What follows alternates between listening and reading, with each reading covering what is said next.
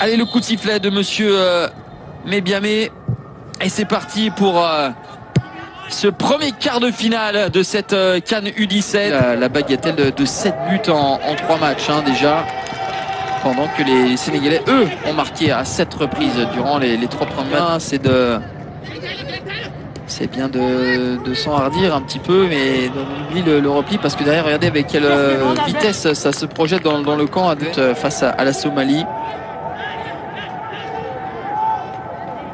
Si on arrive à être dans les 4 premiers pour la Coupe du Monde avec un rayonnement encore plus important. Le coup franc tiré. Allez, avant le rebond. Ah non, il aurait fallu se saisir du ballon avant. Est-ce que le ballon sort? Mais là, ouais, c'est assez risqué. Regardez.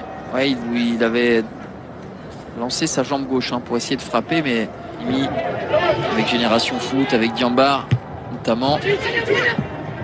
Oh, il a hésité à sortir depuis de nombreuses années. Le dédoublement avec Diémé, Yaya Diémé qui va centrer. Oh, et cette tête. Ah, il s'en veut, Amara Diouf.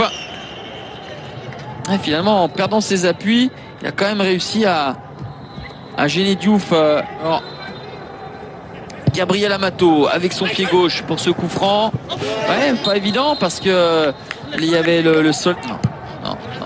Le coulissage était un petit peu en retard et derrière on a pu délivrer ce centre. La frappe contrée. Non, c'est même la hanche. En voici une pour les Sénégalais sur ce corner qui est un petit peu mieux tiré avec ce cafouillage et ensuite il y a des quarts de finale et donc se qualifier pour la Coupe du Monde serait déjà une belle satisfaction. La frappe lointaine a vu d'impuissance un petit peu parce que même s'il a sur les statistiques parce que on va avoir le versant de sur les frappes cadrées n'ont pas été légion pour les joueurs de Serigne Dia. Pour le reste, eh bien la possession, bien sûr, ils l'ont, les Lionceaux, mais ils sont contraints à frapper comme ça de loin. Alors là, on ne va pas inquiéter comment, il n'y avait pas énormément de situation. Le compte sera favorable aux Sud-Africains avec ce centre de Koutoumetse, Ketumetse Lessia. Au ballon à surface. Et bien voilà, avec Diouf, Amara Diouf avec la montée de Diallo, la remise de Diallo. Ah, ça c'est malencontreux. C'est vraiment malencontreux pour cette équipe sud-africaine qui tenait bien, qui ne concédait pas d'occasion.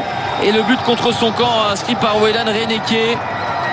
Le renversement de Diouf derrière la tête. Ah, et personne n'a communiqué. Il n'a pas pris l'information de savoir si un joueur venait la 3e journée. Et en retard, la faute de Benjamin Wallis. Diouf d'enrouler ou trouve un partenaire. C'était bien fait. Et le deuxième ballon, ça va être le deuxième but inscrit par Abdou Aziz Fall. Position de hors-jeu. Toujours difficile. C'est hors-jeu parce qu'il y a aucun joueur qui touche le ballon devant une forêt de joueurs ni au Coupé qui viennent semer le trouble, le passage de ces deux joueurs. Regardez, tout le monde a plongé la visibilité de Gennaro Johnson qui ne capte pas le ballon et même le relâche dans les pieds parce qu'il n'y a aucun joueur qui touche le ballon, ni Diémé ni Omar Sylla, mais ils sont en position de hors-jeu. Le passage Amara Diouf qui reste sur ses appuis et qui va écarter à l'opposé avec Ibrahima Diallo et Sadio qui centre. Sadio s'est remisé de la tête, n'est pas terminé. Le retrait, le 3-0. Et là, eh bien, ce but ne souffre d'aucune contestation. Sadio qui vient probablement, on va utiliser le conditionnel, mais probablement donner un avantage dans les transmissions, les Sénégalais. Mais attention à ne pas se faire prendre dans le dos avec ce petit extérieur et le tac. Ouh, c'est bien fait. Ouh, que c'est bien fait. Après, il ne sait pas. Ça passe avec Sall. Sall qui est trouvé et qui a remisé pour le 4e but dans cette compétition pour le capitaine Amara Diouf. Ça fait 4. Ça aurait pu faire 4 puisqu'il y a une position de hors-jeu. Non, ce n'est pas là. C'est au moment de la remise alors.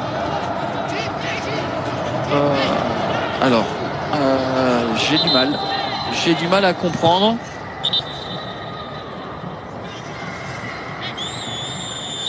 Et qui est passé, Diouf, le crochet et le centre ensuite du pied gauche. C'est bien fait ça au deuxième avec la récupération de série des fautes. Le centre et le ballon en retrait. Le contrôle ne permet pas d'enchaîner. Mais derrière, petit ballon glissé pour une minute. Amara Diouf, la frappe d'Amara Diouf, ouais, mais...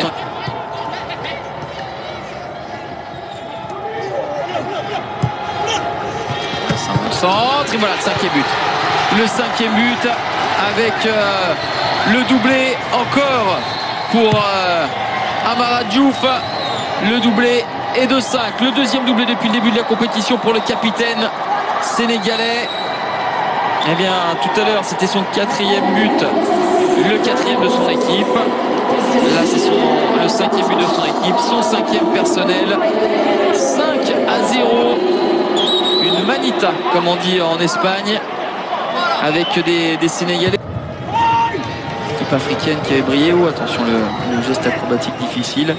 On a eu le Mali qui avait fait en début de partie avec les buts contre leur camp, le ballon intercepté. Avec ce ballon glissé et la parade de Gena Violet. Bon, vu là le peu d'adversité que proposent les Sud-Africains, on en doute. Même là, on aurait même pu avoir un penalty finalement. Ils se sont peut-être écroulés un peu facilement. La frappe, ça va passer à droite du montant de Gennaro Johnson. La frappe d'Ibrahima Sow. Ouais, c'est loin du cadre quand même. Il a trop refermé son pied.